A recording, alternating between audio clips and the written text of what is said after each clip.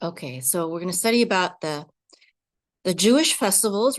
We're going to begin this study. We won't cover all of them. There's obviously very many to cover.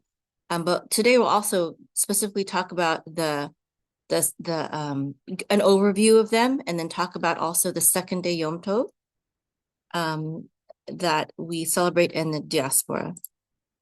Okay, and so we're studying from the book To Be a Jew by Rabbi Chaim Halevi Donin, and this is part of our program for conversion preparation. So there's a biblical basis for most of the Jewish. I would say there's a biblical basis for all the Jewish holidays, whether rabbinic or not. However, there are Torah mandated ones, and there are rabbinically mandated ones. But the Torah does command us to obey the sages and the leaders of Israel. So indirectly, Hashem also commanded us to observe the other ones as well. So all over the Bible, really, we're commanded to observe sacred times. This is one of the things that we do as Jews. We make time sacred. We make ourselves holy and sacred. We also sanctify time. And this is from Exodus chapter 12, verse 16, talking about the Feast of Unleavened Bread. And this, the whole feast is called Pesach, even though in the Torah it refers to it as Days of Unleavened Bread. But because Pesach is really the entrance to it, in Judaism, we consider all the days of the unleavened bread as part of Pesach. Okay. And so the biblical festivals are Pesach, Shavuot, Sukkot, Shmini Atzeret, and Rosh Hashanah. And these are all mentioned in the Torah as days of sacred assembly, or Mikra Kodesh, where work is forbidden. I wanted to actually go over a few verses from, because we record these classes and they're not just meant for us here online, but they're meant for other people who come across our videos. So I wanted to talk about some verses in the New Testament, in the Brit Hadashah, that support the observance of the festivals, even now, continually. So all throughout the word New Testament, I really don't like that word, because it's like it's saying that there's something new, but Yeshua didn't come to make something new, right? He came to renew or revive, I believe, or bring us back to the ancient ways. Actually, that's what every prophet of Israel does. And Matthew chapter 26, verse 17 to 19, it says, on the first day of Matzah, the Talmidim, the disciples, came to Yeshua and asked, where do you want us to prepare your Seder? He said, go into the city to so-and-so and tell him that the rabbi says, this is the complete Jewish Bible translation. He says, my time is near. My Talmidim and I are celebrating Pesach at your house. The Talmidim did as Yeshua directed and prepared the Seder.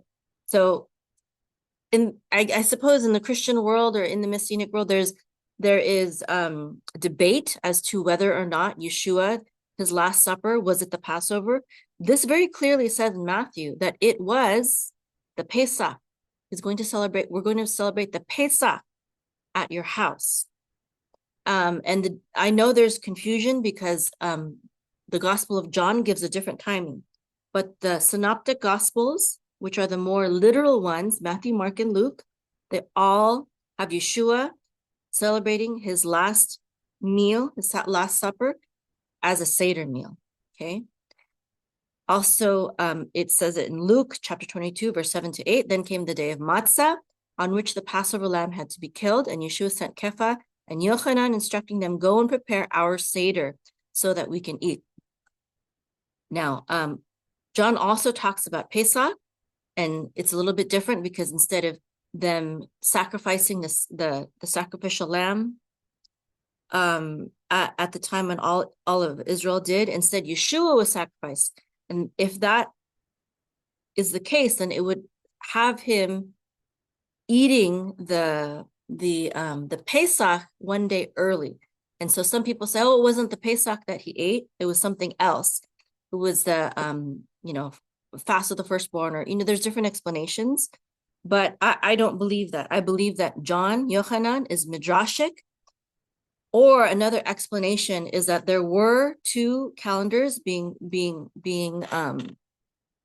not observed. There was one calendar being observed officially, but there was also another calendar which was being observed unofficially by people who opposed the leaders that were in the Sanhedrin at that time. And I think there's validity to both arguments, but that's not what this study is about, so I won't dwell too long on that. That's a different study. Okay, and then we have an Acts. We have an Acts after Yeshua's gone already, after the resurrection. It says, on the festival of Shavuot, when Shavuot arrived, and the believers all gathered together in one place. So they were observing Shavuot. In Acts chapter 20, verse 16, it says that Shaul had decided to bypass Ephesus on his voyage in order to avoid losing time in the province of Asia, because he was hurrying to get to Jerusalem, if possible, in time to celebrate Shavuot. And that's because Shavuot, or Pentecost, is one of the pilgrimage festivals where Jews, if they can, are supposed to pilgrimage or travel to Jerusalem to observe the feast. And so as an observant Jew, Paul, Yeshua, the Talmidim, they all did as best as they could to observe the sacred time. Also, in John chapter 7, verse 2-10, it talks about the festival of Sukkot in Judah, in Yehuda, when it was near. His brother said to him, leave here and go into Yehuda so that your Talmidim can see the miracles you do. For no one who wants to be known publicly acts in secret. If you're doing these things, show yourself to the world. His brothers spoke this way because they had not put their trust in him. Yeshua said to them, my time has not yet come, but for you, any time is right. The world can't hate you, but it does hate me because I keep telling it how wicked its ways are. You go on up to the festival. As for me, I'm not going up to this festival now because the right time for me has not yet come. Having said this, he stayed on in the Galilee, but after his brothers had gone up to the festival, he too went up, not publicly, but in secret. So Yeshua also went up. He pilgrimaged during the time of Sukkot. So we have record of Yeshua observing Pesach. We have Yeshua making pilgrimage on Sukkot according to the commandment. We have the Talmidim of Yeshua gathering for Shavuot. Mm-hmm. There's also mention of Yeshua in John chapter 10, verses 22-23, being at the temple. It says, then came Hanukkah. It's not always translated as Hanukkah, but it often translates it in Christian Bibles as the Feast of Dedication. But that is what Hanukkah means. It means dedication. So then came Hanukkah, the Feast of Dedication, in Jerusalem. This is the complete Jewish Bible version. It was winter, and Yeshua was walking around inside the temple area in Shlomo's colonnade, in Solomon's, I believe it's Solomon's temple. And the Brit Hadashah, the New Testament, doesn't explicitly mention Purim, but Yeshua's presence in the Jewish community would imply that he would acknowledge all the Jewish practices, especially if he wanted to be considered Mashiach. He would have to have been observant of Judaism as they knew it in the Second Temple period. I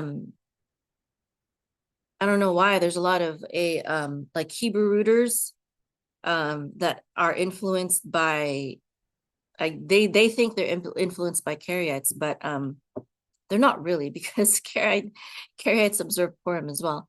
But I know there's some Hebrew rooters that will say, well, it's wrong to celebrate Purim because it's not in the Torah. And it's like, well, Israel is a nation. Every nation has the right to institute holy days, not just the Torah mandated ones. Okay, we have a Yom HaAtzmaut in Israel, the Israeli Independence Day. We have many days. It's just historical.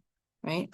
And Rosh Hashanah, there's no mention of Rosh Hashanah either. But again, if he would pilgrimage for all the other festivals, actually you don't need to pilgrimage for Rosh Hashanah, but you need Rosh Hashanah to determine the other, Sukkot. So obviously, he kept track of Rosh Hashanah, and Yom Kippur is the Day of Atonement, and especially if you believe that Yeshua embodied these things, why would he not observe and hold these times sacred, right? And then in Luke chapter 2, it says that every year Yeshua's parents went to Jerusalem for the festival of Pesach. When he was 12 years old, they went up for the festival, as most Bibles will say as custom. But the custom of Israel was based on God's law. So I don't know why it's translated like that. To me, that's strange. I would question why it's worded that way, because in Judaism, custom, minhag, is optional in many ways. It's flexible, but Torah is not. So the Torah commands Jewish men of age to pilgrimage to the festival, to Jerusalem, during the festival. So I have some disagreement with that translation. And then John chapter 2, verse 23 says, now while Yeshua was in Jerusalem at the Pesach festival, many people saw the miracles he performed again. And John chapter 5, there was a Jewish festival and Yeshua went up to Jerusalem. Acts chapter 18, it says, it's referencing, again, Paul wanting to make sure he gets to Jerusalem in time, right? So I hope that's enough for most people. There's a lot of other things that we could say, but that's at least record of Yeshua and many of the Talmudim and Paul observing, like good Jews, the festivals. Okay, so if they observed it and it's in the eternal Torah, God's eternal law, there's no reason why there should be different festivals that we celebrate, or different times for them, or anything like that. There's no reason for it to be done away. Both before and after Yeshua's death, Yeshua and his followers were keeping the festivals. In fact, that's for me, this is a very important subject, because this is what convinced me. This is what started me and Rav Reuven on the path to Torah, is when his brother, it was actually his brother, came to us and we're like, oh, what are you doing? Why are you around? And he was like, I'm on my way to observe, I think it was Pesach. Was it Pesach? To observe Passover, he said. And we're like, oh, okay, well, why? I didn't understand why. And he said, well, God designed us to be social beings, and he made us so that we would need times to get together with each other and to celebrate and rejoice communally. And he said, and Satan has done away with those and tried to replace them with false times, which would be all the pagan holidays. Whatever pagan, doesn't matter what pagan holiday, it could be a Christian pagan holiday, or it could be some other religion, or whatever, it doesn't matter. And some of them aren't wrong to celebrate, but I think the lies, if there's any lies involved, I believe the lies in them are wrong. We shouldn't be perpetuating lies. Some of them are national, that's okay. Things like that. Anyway, so there's biblical basis for all of these festivals, both in the Jewish Bible and the Christian Bible. Okay, so in Israel, in Yisrael, most of the holidays are only observed for one day: Shavuot, Shmini Atzeret, and the first and last days of Pesach. Historically, though, they were all observed for only one day, even Rosh Hashanah. Okay. Then at a certain point in history, there was introduced this idea of Yom Tov Sheini, which is the second day Yom Tov, the second day of the observance of the Yom Tovs that were originally, according to Torah, only supposed to be one day. And the reason for the second day, one reason was because as Yisrael grew, it took time to get word that the new moon had come. So the way that the months were calculated was that they would wait for a new moon to be sighted anywhere in Jerusalem, and then when there were whoever sighted the new moon, which was a visible sliver of light in the moon after it went dark, it was the first visible sliver, then that witness, a Jewish man who was observant, not known to be a liar or a thief or anything like that, would go to the Sanhedrin and report that he saw the new moon. And then when he saw the new moon, then the Sanhedrin would light fires on the hilltops of Jerusalem, and then this would cause a chain reaction. So they would light a fire on the hilltop of in Jerusalem, and then other people would also light fires on the hilltops until the fires were visible all throughout Yisrael. So this is the ancient way of signifying that the Sanhedrin had approved that there were 2 or 3 witnesses who saw the new moon. Now, one problem was that before the fires, what came first, the fires or the horses? I don't remember. The fires. The fires came first? Okay. So perhaps they did the fires first, but one of the problems that they had was that the Samaritans, who were part of Israel, but they weren't loyal to Judah, who was the rightful Judah was the tribe who was rightfully they had the Davidic monarchy, right? So the kings were supposed to come from Judah, just like the priests were supposed to come from the Levites, the kings were supposed to come from Judah. But the Samaritans, they did not agree.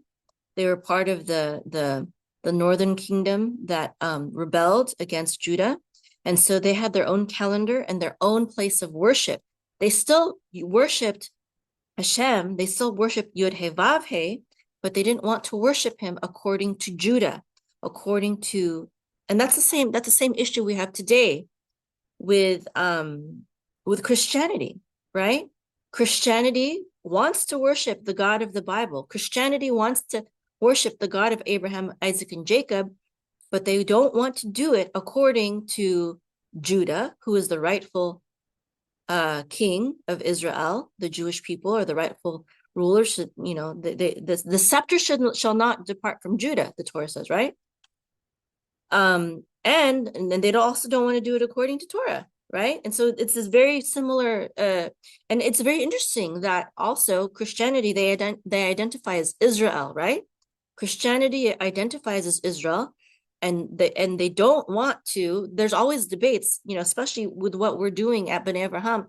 There's always this debate of, do we need to become Jewish? Should followers of Yeshua convert to Judaism? And I think to ask that question is saying, do we need to follow Yeshua's religion? Because Judaism is Yeshua's religion. And so if you're saying, do I need to convert to Yeshua's religion? I would say, what do you think Yeshua intends for you to convert to instead? Right? Does he want you to convert to a different religion? Is that what he came to do? Did he come to abolish the religion that he was prophesied through? Did he come to abolish the Torah that prophesied of him and replace it with something completely? So to me, the question of should someone convert to Judaism? And I don't, Judaism doesn't believe in forced conversion. We don't believe that you're not going to heaven if you don't convert to Judaism. But the question, should I convert to Judaism, has so many problems just in and of itself already, right? Embedded in the question. What you're saying is that that you're already implying that Yeshua came to promote a different religion other than Judaism, right? Anyways, I'm sorry I got off track there. where You're was I? talking about the Samaritans and The how they Samaritans. disrupted the. Okay, so Christianity is like the Samaritans, right? They're like, no, don't follow them. We're going to light our own bonfires. Now, the rabbis in the Talmud, the way that they write it as if the Samaritans were trying to throw off Pharisaical Jews, rabbinic Jews, and trying to get them to be confused as to what was the right day. I don't know. I'm thinking I don't want to give them, benefit of the doubt. I'm thinking they lit their bonfires at a different time because that's when they believed that was the correct timing for the festival. So that they lit their bonfires when they thought it was the new moon, and it was sometimes different from when the Sanhedrin thought it was a new moon. But regardless, there was this discrepancy. So then they started sending horses out, right?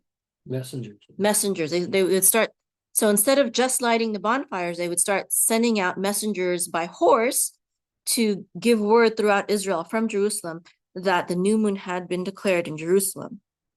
But this took a lot longer for messengers to do this, and so it needed 2 days to reach all of Israel. And so these are the two reasons why we have 2 days of celebration for many of the Yom Tovs, for all of the Yom Tovs, actually. I don't think for all of Israel. I think in Israel they could get it out fast. I think this is for more diaspora. Diaspora? Outside of Israel. Yeah. The horses. Yeah. Oh, the messengers, yeah. Bonfires, all of it. Because Israel's not very big. I think they could get, on a horse, right? In one day?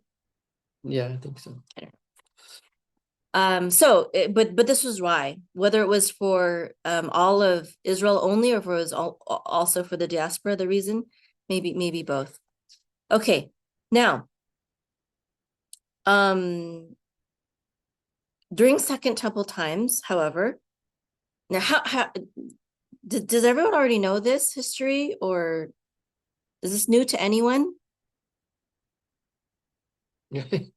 You already know it, or does anyone know this history already? Yes. Well, I did, but there's like a a surprise part of the horses and the messengers. Yeah, and the messengers. We know about the fire and the announcement of the Rosh Chodesh. Especially the numbers of witness, but the sending of the message makes sense, yeah, because it's not only for Israel. I guess it's Jews outside of Israel. Yes. Yeah. Okay. What, did you forget you lost your thought, or what? No, I just wondering if you had any comment. Okay, so now during the days of the Talmud, they had already started calculating the holy days because they anticipated they had anticipated galut. They had anticipated exile. They had anticipated a time. They knew, the rabbis, the sages, the Sanhedrin, they knew that a time was coming when Jews would be like what happened in the times of Tanakh already once before during the Babylonian exile. They foresaw another exile coming, so they mathematically calculated a calendar that would be based on the same principles of the new moon, but calculated instead of cited. Now, the Jewish month is always going to be either 29 or 30 days, never longer. So if the new moon is not cited by the 30th day since the previous new moon, it's automatically declared the new month the next day, because they'll never go past 30 days, okay? Because we just know from experience, the only reason why you won't be able to cite it on the 30th day is because of clouds, okay? So that's why automatically on the 30th day, if they haven't seen it yet, it's a new moon, okay? Now, even though it was decided that the calendar would now be fixed and calculated, because there was a coming exile, and the rabbis wanted Israel to continue to keep the holy days even in the diaspora, There's debate in the Talmud in regards to, do we still need to keep the second day? And the majority opinion is yes, we do. We should still keep the second day, even though technically we don't need it anymore. We should continue on in this custom. Therefore, the tradition in Orthodox Judaism is rooted in this rabbinic ordinance or takana, which was used to preserve what had been done for a long time. Conservative and Reform Judaism do not observe the second day. Mostly, I'm sure there are some that do, but for the most part, they try to be forward thinking. In some ways, they try to be too forward thinking. For us at Benei Avraham, we observe the second day Yom Tovs usually, not always. There are some exceptions that we make for certain reasons. But the Orthodox way, it's important for all of you to know that the Orthodox way is to observe the second day. Okay. The first is more important. The first day Yom Tov is more important because that's Torah mandated, and then of secondary importance. As a good Jew, you're not. I would put it this way: if you don't observe the second day Yom Tov, you're not sinning, but you're not the best Jew. Okay. You're just not following whatever everyone else is doing. At least, yeah. All the other Orthodox Jews are doing. Yeah, like if you eat chicken and cheese together, you're not technically sinning, but you're not being a good Jew. Okay. But you're not sinning. All right. Okay, second day of Rosh Hashanah. The exception to this rule is Rosh Hashanah. And Rosh Hashanah was with the second day Yom Tovs, that was only observed in the diaspora outside of Israel, right? But for the second day of Rosh Hashanah, because it is a new moon, it's always been, even in Israel, it still is today, always observed 2 days. Rosh Hashanah, whether in Israel or the diaspora, it is always observed for 2 days. And that's because of the new moon discrepancy. That for sure, well, I mean, not for sure. It still can be calculated right now, but even longer than, regardless of whatever the Samaritans were doing, they were still the second day Rosh Hashanah, because when messengers were going, I think the horses were first, because when they were going by horse, that was that took 2 days to reach all of at least Israel, perhaps the diaspora too. But if I remember correctly from the book, it was saying that this was even before Second Temple times. So even in Israel, you will observe Rosh Hashanah for 2 days, and Rosh Chodesh is also a 2-day holiday. Not a holiday. Rosh Chodesh is not a holiday. New moons aren't holidays in terms of you can't work and things like that. But it's still special, like maybe a special meal, maybe do less work if you can, or something like that. Rosh Hashanah is observed as a 2-day holiday, whether in Israel or outside of Israel. Right. So, all right. Next. Okay. And we talked about this is the fixed Jewish calendar. This was instituted by Hillel in 360 of the Common Era. This is during Second Temple times still. And the sages decided, well, the majority decided to keep the second day as a practice for historical and communal significance. I've heard it said that the reason why we do 2 days of observance outside of Israel is because it's kind of like a punishment. Like, you're supposed to be living in Israel. You're not living in Israel. Well, you're gonna then 2 days. You need 2 days. You need 2 days to be holy, because you don't have the sanctity of living in the land of Israel, right? Okay.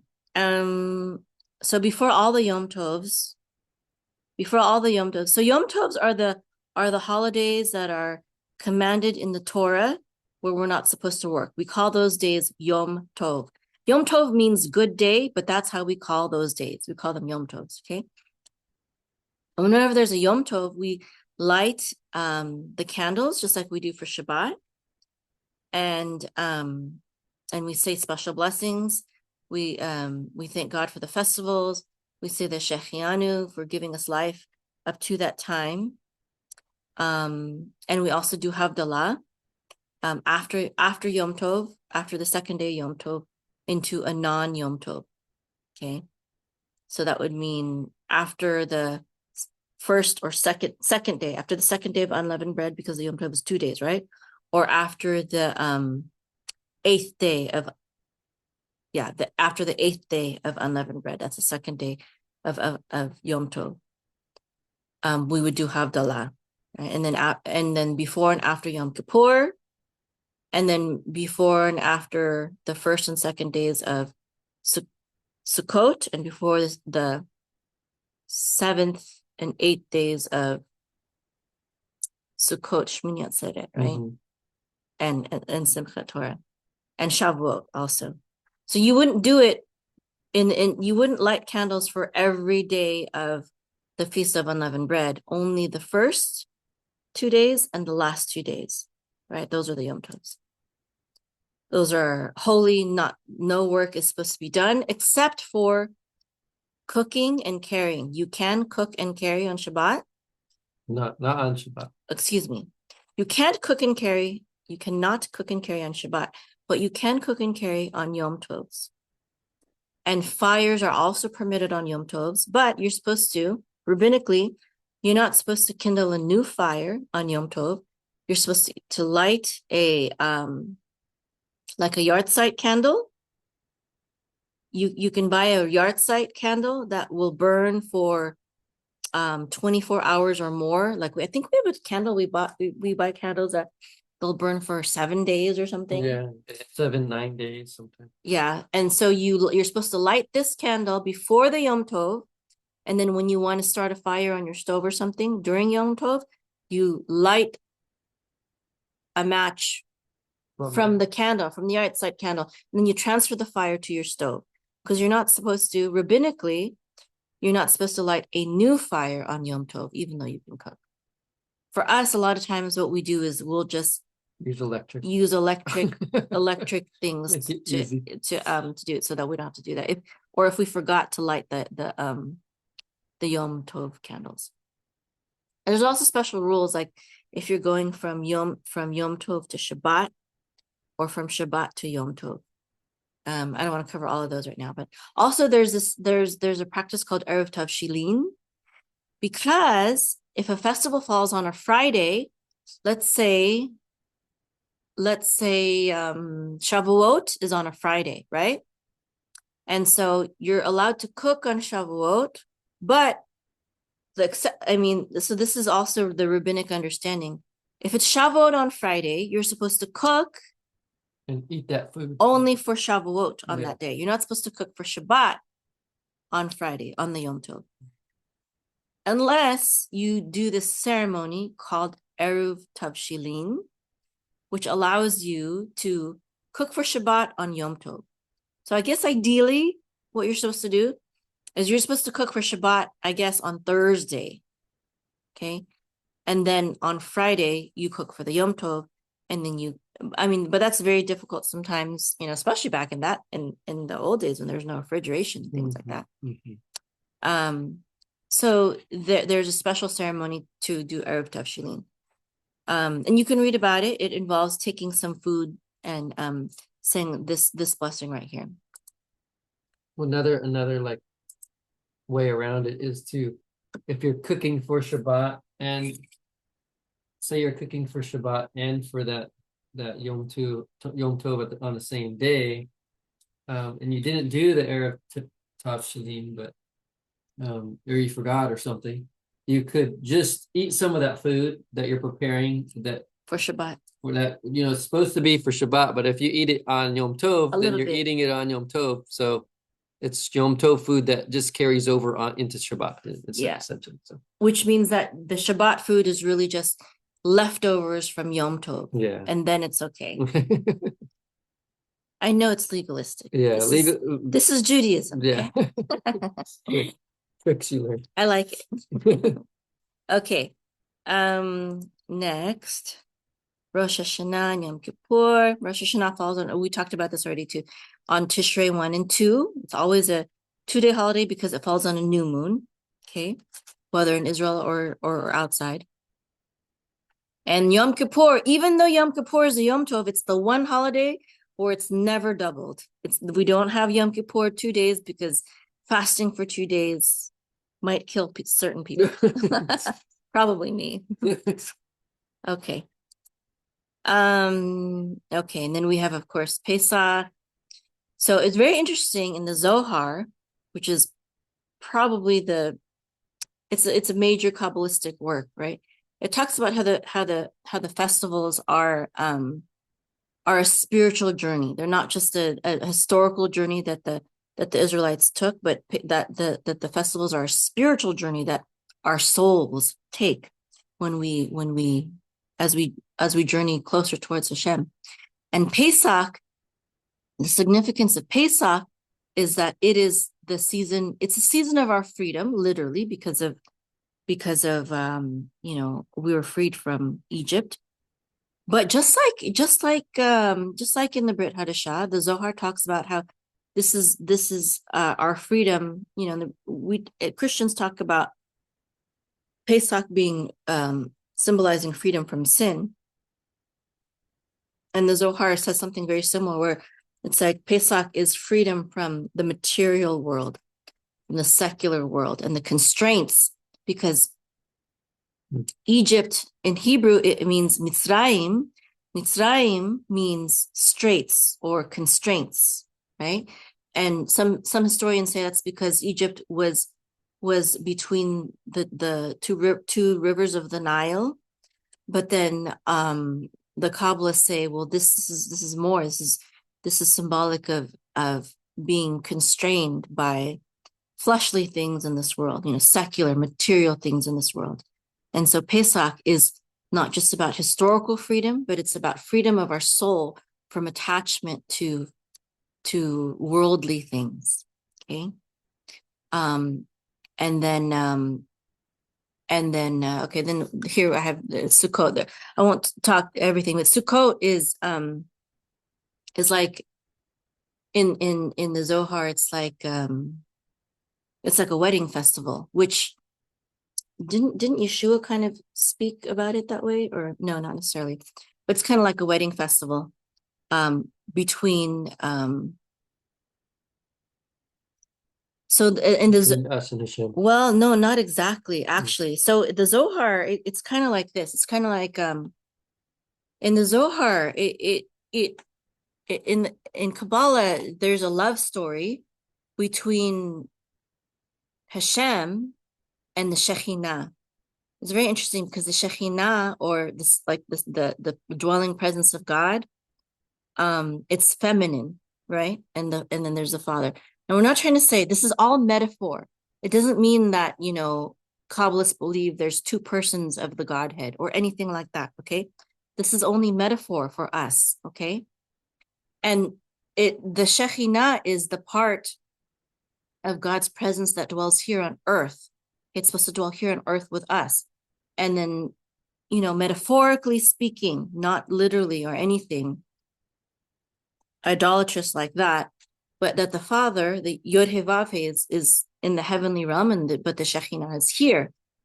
And there's a marriage. There's many symbolisms in the Zohar, but one of them is about the Father and the Shekhinah, and that they are the couple. They are husband and wife. And when we observe God's commandments, we cause this spiritual union to be in harmony with each other.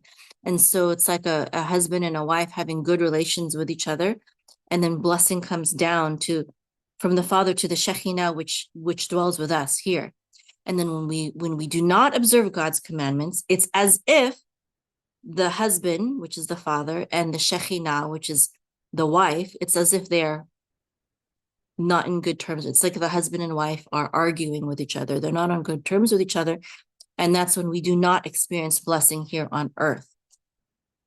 And so this is part of the love story that is depicted in the festivals. So we have this freedom from constraints, and then we have this covenant, this covenantal marriage in Shavuot, and then we have and we have different elements of this love story. It's very beautiful. Okay, so the festivals are Mikra'e Kodesh, or sacred assemblies. That's what that word means. Kodesh is sacred or holy, and Mikra'e is assemblies or gatherings, okay? Gatherings of holiness, assemblies of holiness. So just as Shabbat is holy, so are all the festivals. And so we're required rabbinically, again, we're speaking rabbinically, we're supposed to have certain preparations. We're supposed to have 2 festive meals, one in the evening, that's Erev, just like we have a fancy meal on Erev Shabbat, we're supposed to have a fancy meal also on Pesach, Shavuot, and all the Yom Tovs, right? And also a big festive meal during the day. There's supposed to be 2 of them, okay? And with each of these meals, rabbinically, we're supposed to have 2 whole loaves of bread. It can be made of wheat, but also barley. It can't just be made of anything, though. It has to be one of the grains. One of those grains, those specific grains. So I know wheat, barley, spelt. I don't know all of them. I'm sorry. There's certain ones. Whatever we're not supposed to have on Passover, that's what it's supposed to be made out of, basically. Yeah. So we're supposed to have those on Passover, just but not leavened. Not leavened, yeah. Yeah. And then, of course, and also there's a spiritual significance. We're supposed to have joy and gratitude. Hashem commands us to be joyful. So it's not true that we can't control our emotions. Hashem commands us to control our emotions. He commands us to have mastery over emotions, so much so that we're not supposed to mourn on Shabbat. He commands us to be joyful on the holy days. He wants us to have that kind of mastery over our spirit, over our emotions, over our souls. And these festivals are very important for Jewish identity in Israel, but I think even more so. It's even more important to preserve Jewish identity outside in the diaspora where we are. And so that's all for today. And I think next week we're going to be talking specifically about Passover. And then the week after that, we're going to jump to Hanukkah, because it'll be the weekend, days before Hanukkah. Or just a few days before Hanukkah starts. And then we'll go back to Shavuot, right? So questions, comments, complaints, gripes? Well, good evening, everybody. Good evening. That I can see, there would never be no complaints with you guys. You guys are such a gem. So I could never imagine that. When I would be very, very shocked if it were. I'm like, no, not them. You'd be surprised. But I love having this discussion, because when you look at, like you said, Christianity, you look at the church, it's like all that is like literally like tossed in the trash. Or if it is, it's like referenced merely as a historical point. And after that, then it's like, okay, well, yeah, that was then, this is now, and moving on. And it's like, no, that's not what the word says. If we are to be his followers, then, we are to emulate what he did. Just like when Ruth said, to Naomi, that, where you going, I'm going, and your God is going to be my God. And so that's what the idea of what we're supposed to do. One point, because a lot of times there are arguments between rabbinic Jews and Christians, and one person made a very good point that stuck with me, and he said, okay, so let's say for argument's sake they were more neutral. They was like, okay, let's say for argument's sake, you know, that Yeshua, as we would call him, but Jesus is the Son of God. He said, so why isn't that a possibility? Because he's so big that he can be everywhere and could be anything. Now, when the word says that he is not man, I see that, or I interpret that as he's not man in the sense of his nature. The core of him is not man, but he could be in the form of anything that he chooses to be and what he needs to be. And so it's so what I'm saying is that a lot of times we get so caught up in how we perceive something that we limit what he can do. He says in his word, nothing is impossible to him. Nothing's too hard for him. So a lot of times we think, oh well, it didn't come in this form, or he didn't use this person, so that can't be him. Well, again, he can choose whomever he wants to choose. He could choose whatever he wants to choose to fulfill his purpose. And then as far as emotions, I like that point too, because again, another person what stuck with me was, he was like, we have dominion on earth because we have the ability to choose. Lions don't have the ability to choose. They go off of instinct. Whereas us, he gave us, that's one of the fruits. He gave us one of the fruits of self-control. Now, we don't use it nearly like we should, but that's one of the fruits that we have. And so we don't have to go searching for it. We don't have to go search for peace. We don't have to search for faithfulness and love. We don't have to search for those things. He gifted us those fruits. So it's a matter of recognizing that we have them and then utilize them when necessary, which is pretty much daily. So I think that as believers, we have to get back to what the word says. We get so just far out there on what we think it is that we don't take the time a lot of times to really research. We don't take the time a lot of times to really read and see what God is really saying. And then and when you're in your Hibodadu time, when you're in your prayer time, then that's when you're seeking revelation. You have people that, yes,